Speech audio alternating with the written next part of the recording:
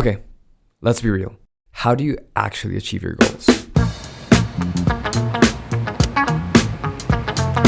Now, what if I told you that it's not just systems that you need to have, but you also need something else that people don't actually tell you about? And what if I told you that if you actually want to achieve being a top class student while balancing school and exercise and social relationships and hobbies, you need to forget about your goal? Because in order to really achieve your goal, you need the right system. I've been a full dental medical student as well as a content creator and a business owner, and I've managed to balance everything while maintaining a high grade in dental med school and also my sanity. Okay, not really, because I'm actually losing my mind. Now, I know I'm not Elon Musk or anything, but I think it's pretty fair to say that I'm pretty happy with my balanced life. I generally feel fulfilled, and I'm able to do this with my own systems. So how do we build that system, and what is that one thing that we need in order for us to achieve our goals? Now, the thing you need is actually a goal. You need to have a goal first. I know this sounds counterintuitive because I just went on a ramble saying how in order to achieve your dreams or your goals, you need systems. But hear me out. The truth is, when you're starting, you can't really set systems without having a direction to start with. I mean, how would you build your own systems and habits if you don't even know what you want to achieve in life? Like, how would you know what to prioritize in your day if you don't have a goal in mind? Because at the end of the day, the system is the means to a specific goal.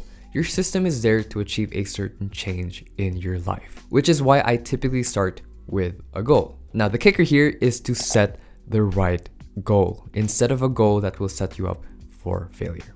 Let me explain. Okay, let's say you have a goal of you want to be on top of your class. You want to get top grades. This is a result type goal because your goal is the result. Your goal is an outcome. So in this case, your top grade is the outcome that you want. And there's actually a lot of problems when you set your goal as an outcome-based goal. Like, for example, you want to be fit, you want to get top grades, I don't know, you want to get a girlfriend. The problem is that your outcome-based goal does not give you the tools to achieve that outcome. What the heck does top grades even mean? What the heck does getting a girlfriend even mean? Or getting a fit body? It's very, very arbitrary. The problem with such goal is that it's probably an outcome that is out of your control. You can't really perfect your grades, and sure, you can affect the probability of getting a high grade. I mean, of course, that is a factor. Nevertheless, the outcome is out of your control. Your goal does not account for the low probability of the chaotic nature that is life. It's just like how low the probability of me of finding a partner in the next few years.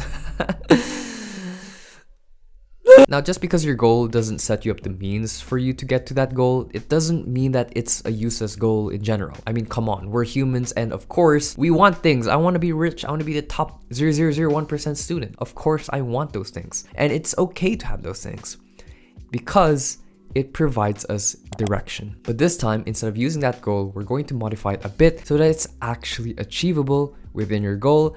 And this is where your actionable goal comes in. So instead of coming up with an outcome goal, think of what kind of person you have to be in order for that person to most likely achieve that outcome. Because think about it, our goal is not necessarily the outcome itself, but our goal is to actually become that person who would have that typical outcome. So, for example, instead of saying, I want to get top grades, instead create a goal more like, I want to become the person who gets top grades, which subconsciously creates a path for you to achieve that goal. Your goal is to become the person who achieved that goal. And this is very, very, very important because this is an actionable path instead of an arbitrary outcome-based goal. You can take steps to become the person to achieve those kinds of things because the goal here is not the outcome, but to get the qualities or to develop your qualities to become the person who achieves that kind of outcome. That is how you set a proper goal. Now, here comes a part where a lot of people fail because they don't know how to really structure their ideal self. Because a lot of times when I tell people to imagine a sort of ideal version of themselves, they create this sort of ideal person who achieves this and that with pure maximum efficiency, like freaking magic. Like, oh, this person wakes up at 5 a.m., sleeps at 5 a.m., works all the time, cold shower, wake up early, cryo, cold shower, emails, help the poor, CEO, business, cold showers. Like this freaking ideal self of themselves is just this inhumane person, someone who can magically do work with 100% efficiency. Like, oh, I want to become that student who's able to exercise and get top grades and manage social relationships and everything. He's able to do everything perfectly without a touch of inefficiency. That is a problem with an ideal self. It is an ideal self. We forget that it is quite literally impossible to be ideal. There's a famous quote that I really love, and I think I'm gonna paraphrase it because I don't remember exactly, but the quote says, "You will never become the ideal version of yourself. However, the failures in the pursuit of that ideal self ultimately define who you are." The point of an idea itself is not for you to mimic what they're doing, but to rather chase that process. Because if you try to mimic all the things that your ideal self does, you're just going to end up failing and you're just gonna feel bad about it. Like, okay, you tell yourself your ideal self studies 12 hours, 13 hours a day, and then you study for, let's say, 7 hours. That's pretty long, mind you, but you feel bad about it because that falls short of your ideal self. Because the problem is that your ideal self is so far from your current self that your ideal self becomes a judge of your current self, which then makes everything you're doing right now feel like it's worthless. Oh, I didn't study 12 hours, therefore the 7 hours I did wasted. Oh, I didn't do this because my ideal self wouldn't do that, I fell short, wasted. And every attempt of you trying to mimic your ideal self will just make you burn out, and you'll start asking yourself, okay, maybe I'm just not good enough. Maybe I'm just not gonna reach my potential, which is wrong. It's the wrong way of going through this. Your goal is to chase, not mimic. Your goal is to see the incremental improvements of your desire of reaching that ideal self. Instead of feeling bad that you're not reaching your ideal self, instead praise yourself. Praise yourself with the little changes that you are doing towards that goal. Let your small progresses be celebrated, not be a punishment. And this is why systems are so important, because systems within itself is the mean to your end. Okay, not in the sense that you're gonna die, even though we will, but you get what I mean. Now, before we head into the next part of the video, this video is sponsored by Akiflow. So as you guys know, I'm a student who has to juggle so many things. So for example, I have this YouTube channel, I own a couple business, and I'm also going to dental medical school, and I'm also gymming as well. So I just have so many things going on, and it's very imperative that I plan my day accordingly and have an advanced task system. And this is where Akiflow comes in. So basically, think of Akiflow like the one and all app that you need to plan your tasks and your calendars, and it's even powered by AI now. I save so much time with my planning just by using Akiflow, so I don't have to rumble through calendars or tasks. I just have to use Akiflow itself. Essentially, Akiflow is that all-in-one flexible calendar that can do it all. There's so many integrations that you can integrate into Akiflow. So for example, I've been integrating it with Notion, my Google Calendar, and it's all in just one place. It's cool because Akiflow is sort of like syncing with your work and life. And there's just so many other integrations that you can add. Akiflow has also this really cool task manager with a lot of features as well. So for example, Eisenhower matrix, sorting, and deadlines. You can even have deadlines for the week or for the month. And you can even check your statistics on your tasks as well. One thing I really like about Akiflow is their routine feature. So I always plan my day before I sleep or when I wake up, and Akiflow has their own routine feature where you could just do exactly that. And Akiflow is always updating. They now have an AI assistant that can essentially be a virtual assistant to help managing your time. So you can just literally chat with Aki, which is their AI assistant, and it will help you manage your time and do tasks for you as well. So if you guys want to take control of your time and manage your time like a CEO, head down to the link in the description to check out Akiflow. I've been personally using Akiflow for a year now, and I can personally say it's been great. Anyway, back to the video. Okay, now you've understood the importance of goals and ideal selves.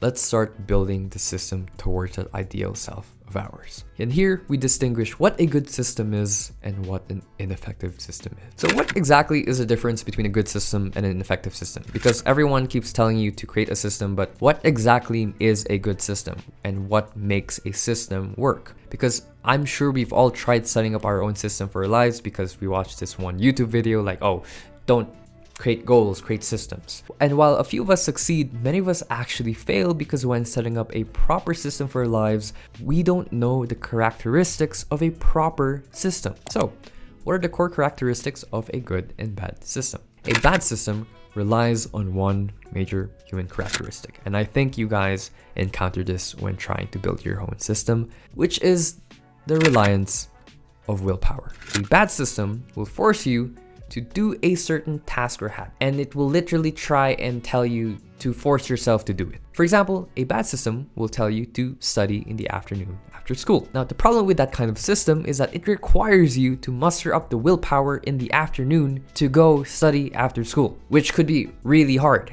especially if you're tired after class. Come on, who doesn't like lying down in bed and sleeping right after class? I do. And not only that, many things can happen in your life that can interrupt this flow. Maybe you have an assignment to do. Maybe you're generally more tired in the afternoons. And the problem with a bad system is that it will just tell you to get up and do it. Now, to some degree, of course, your willpower can help, because I do believe there is some level of willpower that you actually need. I mean, you can't just tell yourself to automatically do things. If we're able to do that, then everyone would be doing things no problem. Of course, what separates the real actionable people from everyone else is their willpower. However, to fully rely on it is not a good system in general, because what makes a good system is its reliability. Can you rely on the system even on your worst days? Which moves me to what makes a good system a good system. A good system makes your task or habit integrated to your life, such that you don't really need to overcome a mental obstacle in order for you to achieve that task. Now, note that I said integrated to your life, not necessarily integrated to your normal life, but integrated to your life with all of its inconveniences and challenges. It's integrated even with those inefficiencies in your life. When setting up a good system, you need to account for all obstacles that can potentially hinder you from that task or habit. A good system requires adaptability. So, going back to the habit of studying after class, instead of increasing the requirement of willpower because you're tired and everything, and you're just telling yourself, oh, you just need willpower, like just get up and do it. Instead, a good system will try to shift the habit instead. What if after class, you just study in school? Why don't you just study there and then go home after? Because you're tired from the commute, why not just go to a public library or something, or go to your school library? Little shifts like that in your system can make your life so much easier, because you're fixing the core problem rather than the symptom of it. And of course, when we're coming up with solutions, you are going to end up having to fix a lot of areas in your life when creating a good system. For example, let's say you choose to study before school, but then, oh shit, I have to start waking up early, and that means I have to start sleeping early in order for me to study before class. But I can't really sleep earlier because I usually go on calls with my friends. What if you call your friends earlier? And you will keep fixing and fixing and fixing until you reach a point where you're able to implement the changes in order to achieve that system. Now, this sounds very demanding. This is so much more different than just, oh, make sure to do this habit, do X and Y. Like, you're actually fixing your entire life. But trust me, this is very important. If you want this to be consistent and realistic, you will have to rearrange your routine. Now, it doesn't have to be a bad thing. I think of it more like rearranging the blocks in your life to literally fit more blocks. So in order for you to build the correct system, you will first need to identify what do you want to do, how can you shift that certain task to make it easier for you, and what are the problems that you need to solve that's underlying in your current routine that hinders that task. Now, setting up a system is not a one-day solution. You're going to really have to evaluate the core problem of your life and inefficiencies and everything. You have to start evaluating yourself. But remember what I mentioned, if you really want to achieve what you want to set out to achieve, your goal is to chase, not mimic. Okay, now lastly, I want to talk about the need of willpower, because a lot of people assume when creating a system, everything becomes somehow magically easy. And I'm here to remind you that it will still not be easy. It will just be more convenient for you, and it will be more integrated to your life, but that doesn't mean that you don't need any willpower. I mean, obviously, if it's easy for everyone would be achieving so much left and right. It's just that the one factor that really separates the top people from everyone else is literally their willpower. You still need to put some action. You need to still put some effort. And yes, there are ways to make your habits easier, to make your system much more easier to achieve. At the end of the day, you still need to do it. And even if you somehow made your habit the easiest habit to achieve, you will still need action. You will still need willpower. Anyway, I hope you guys enjoyed this video. I really wanted to talk about systems and goals in general, because I feel like there's so much to talk about in that area. And yeah, I really hope you guys find this an eye-opening video if you want to create your own systems. So yeah, I mean, personally, I'm still struggling to create the perfect system. And the thing is, I'm still pursuing a good system for me. I'm always failing, but what makes someone really productive is not really the failures, but more of learning from those failures, because you're not supposed to achieve the perfect system without a few trial and errors, right? I mean, that's unrealistic to just hit it in one try. Systems, making your own systems is not just a one-time thing. You have to keep trying and error until you hit that Goldilocks zone. And I think even if you hit that zone, you'll still have to keep improving and adapting to your life. But that being said, if you guys reach this part of the video, and now if you reach this video, I want to say that, you know, I'm kind of worried that people just skip to the end to see what emojis I would say to comment down below that would signify that you've watched this. So I'm thinking in the next videos, I'm gonna put it in the middle. Who knows? Freaking, I don't know, hunt for the emoji. But yeah, I'm really glad if you're watching to this point. I hope that you really find this video useful, and I really love having a conversation with you guys. If you have a disagreement with me, or if you want to have your own tips, or if you want to add your own tips, then please, by all means, comment down below. I always read the comments, even though I may not interact with it, I always read every comment. So go ahead and comment if you have any sort of suggestions as well, and if you have personal anecdotes as well, go share them. But anyway, I hope you guys enjoyed today's video, and I'll see you in the next one. It's currently exam week, and I have another exam tomorrow. I'll see you in the next one. Bye.